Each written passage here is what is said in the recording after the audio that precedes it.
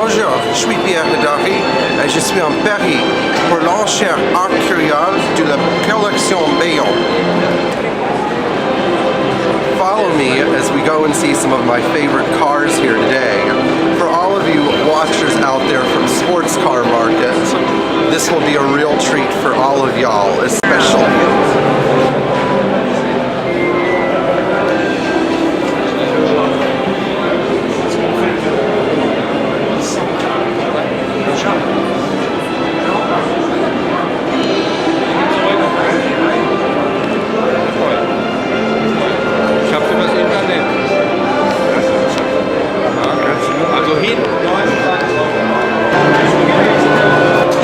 C'est un talbot lago créé par Southwick en l'année 49. C'est une voiture très rare, très détériorée et aussi très gros. La belle création de Southwick a resté dans la collection Baillon presque 40 ans.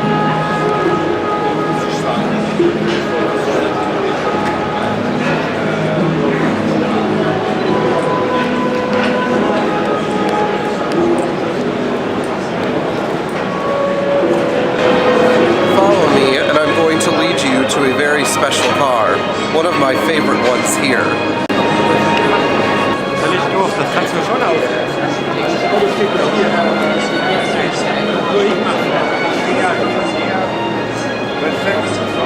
What we have here is a Delahide 235 bodied by Chaperon. This car is one of the last Grand Routier of the French. It was apparently one of Mr. Baillon's favorite cars because he had 3 of them. All of them were purchased in the mid-60s running. The Type 235 represents one of the most technologically advanced French cars. It is extremely unusual to see these, and by the discovery of the 3 cars from Baillon, the number of 235s in existence has significantly increased. C'est la Facel Vega de les années 60 ans. C'est une voiture très élégante, très beau et aussi très rare. En la collection, c'est une de les voitures bien préservées. Il est possible de nettoyer cette voiture et de conduire avant beaucoup de travail.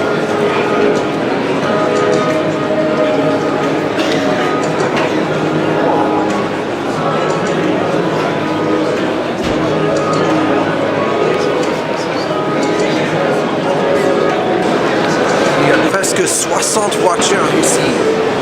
This is the Ferrari 400i that belonged to Jacques Baillon. As you can see, it's also in a fairly well-preserved state, having been left alone and kept out of the elements.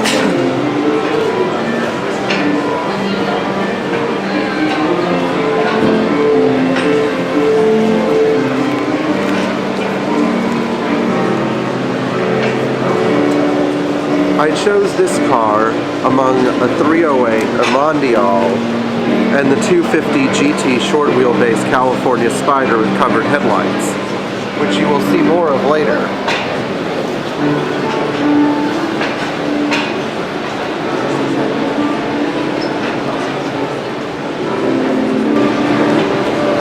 Tous les Américains aiment ces pick-ups, mais les Français ont une idée différente en leur tête.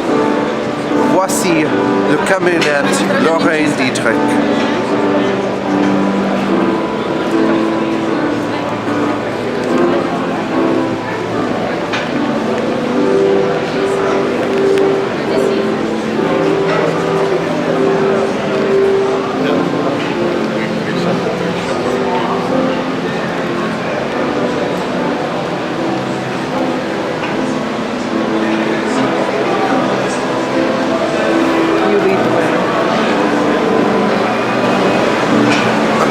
De sa vie, cette Lorraine Dietrich B36 était une voiture ordinaire. Mais quelqu'un a changé le corps.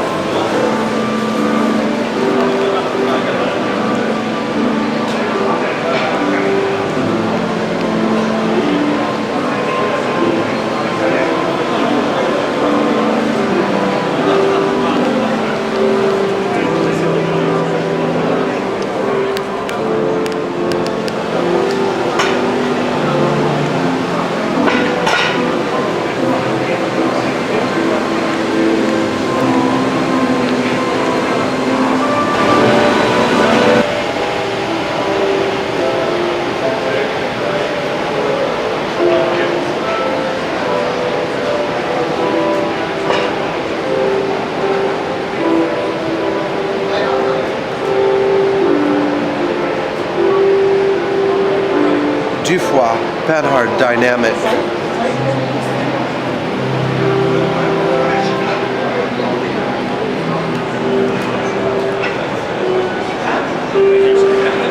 Le petit Panhard à deux portes, c'était très rare, moins que 30 en existence.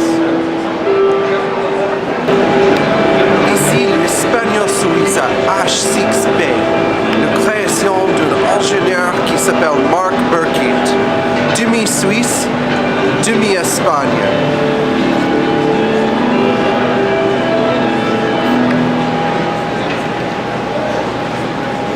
The H6B was the product of thousands of hours of testing in the air during World War I in the skies of France.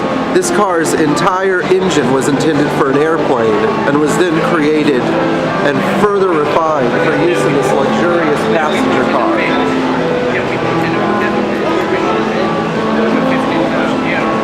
This body by Baillon represents a very unique Hispano, possibly the only one of its kind ever created.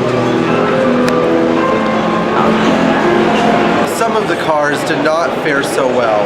This Ford Delage D6 happened to be one of those cars. As you can see, the Earth has tried valiantly to reclaim it. The amazing part of this car is that the interior is preserved better, though, than most of the cars here. Ils sont vraiment restés.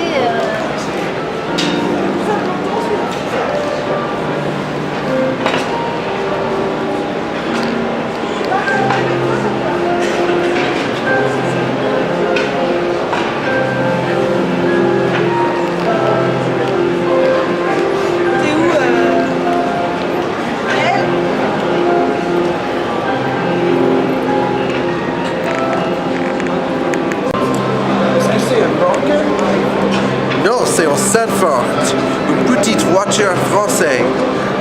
Avant 2000 heures, il est possible d'opérer cette petite merveilleuse voiture.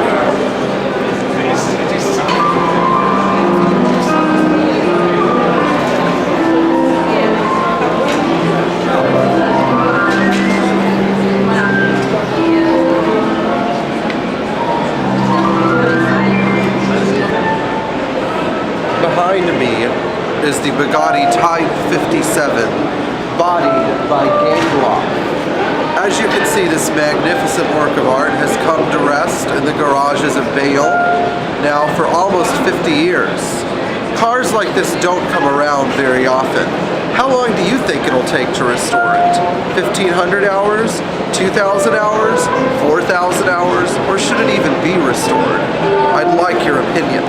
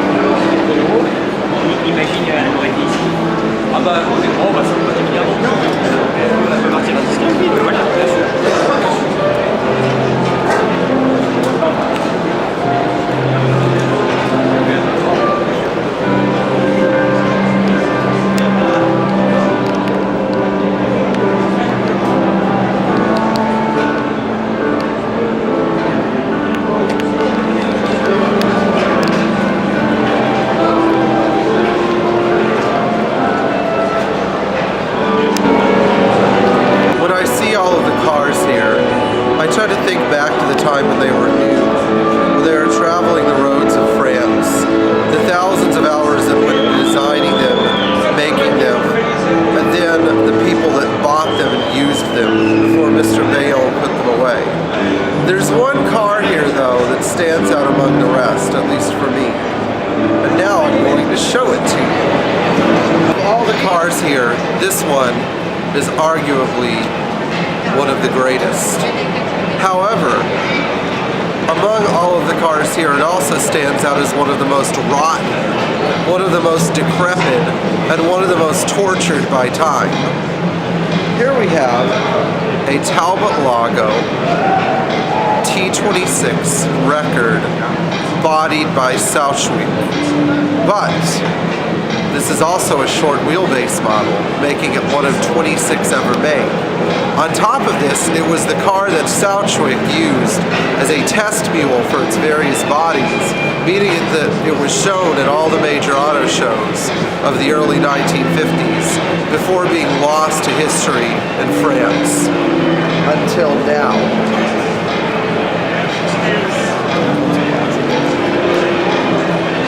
Looking quite different now than it did when it was new. This T26 was used as Souchwick's test mule, as he clothed the car in various bodies and displayed it at all of the major European auto shows. Now the rear of this car has been truncated by approximately 6 feet, as it was rear-ended years ago and was put into storage in the Baillon collection. How much work will it take to restore this car? Does it even matter? Apparently this is the car's good side too, which you will see in a second. The driver's door is missing and the rear left fender has been removed.